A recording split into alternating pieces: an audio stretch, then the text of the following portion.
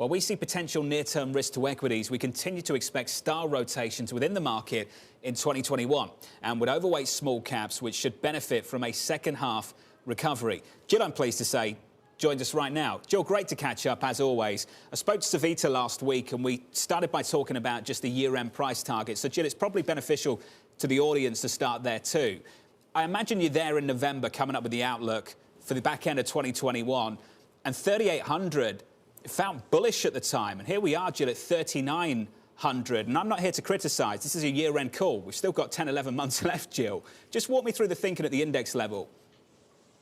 Right, great to be back. Thanks, John. So I think from a U.S. equity market perspective, you're right. We're not looking for index upside at this point. We have a neutralish call on equities with the S&P 500 year-end target of 3,800. And, we're starting to see signs of more euphoric sentiment in the market. Our sell-side indicator, where we track strategists' average recommended equity allocations, has continued to tick up.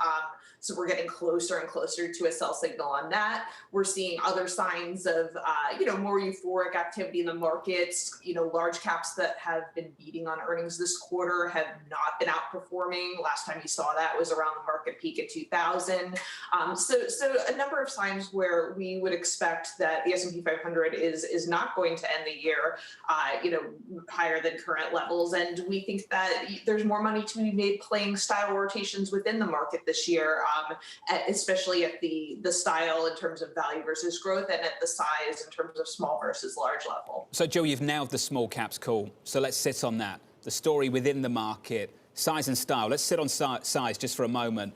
Why stay with the small caps, Jill? Why the distinction between the call on the S&P you think will end lower than where we are right now, and the call that you've got a bullish call on the small caps? Right. Yeah, we turned positive on small caps in September. And even though you saw the best quarter ever for the Russell 2000, we still think it makes sense to overweight small caps this year. And, when we published our year ahead, we laid out a number of reasons why. But I think one of the key reasons is that if we're expecting an economic recovery this year, where our U.S. economists are looking for really strong 6% GDP growth, really the way that you want to invest in that is through small caps.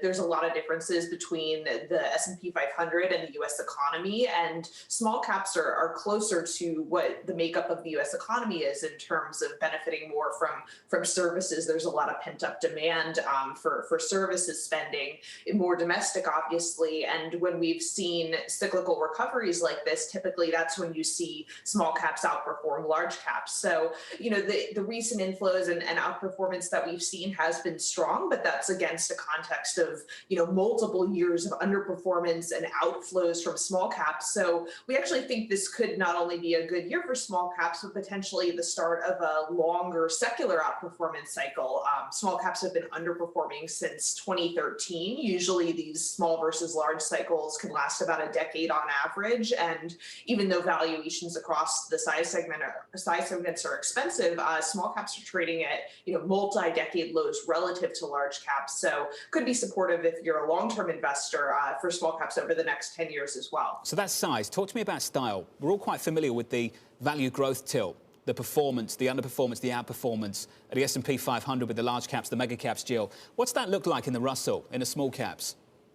So we like value within small caps as well. Right now, when you look at value versus growth, we are seeing, similar to in large caps, pretty extreme valuation discounts for where value typically trades relative to growth.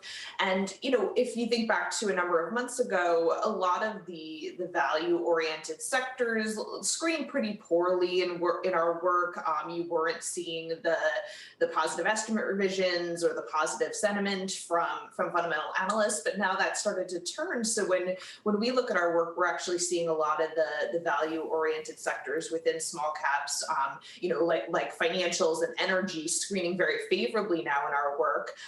And so we would overweight value, we would overweight cyclicals over defensives. Even though we're expecting a very robust GDP recovery, I don't think that cyclical sectors within small caps are really pricing that in. Even though the benchmark has performed strongly, you're still seeing the more cyclically oriented sectors as a group trading at very, very extreme, or in some cases all-time lows relative to defensive sectors. So still a lot of room to run on that rotation. Jill, just a final question from me on the small caps and the increased participation that we've seen in the last 12 months from retail? I know you've been thinking about it. How are you factoring that into this call? Look, I think, it's something that we're all going to be thinking more about going forward. It's certainly something that could create more elevated volatility within the index around certain names. When we've looked at, small caps with high short interest, you did see a very extreme reaction recently in terms of these small caps outperforming, driven by the retail investor oriented activity. Typically, these stocks chronically underperform over the long term. So I think for a number of these stocks, we were expecting some sort of reversion to fundamentals when you looked at the small caps that were seeing some of this activity. But I think there's a lot of longer term implications in terms of demographics and the types of investors, a younger profile that are using some of these online platforms that don't have the same recency bias from being impacted by the tech bubble or other crises. So, that's something to think about going forward. And I think there's winners and losers. I think, online brokers and exchanges can certainly benefit, but there's headwinds as well. If we start to see more money flowing into private markets, that could perhaps benefit alternative asset managers.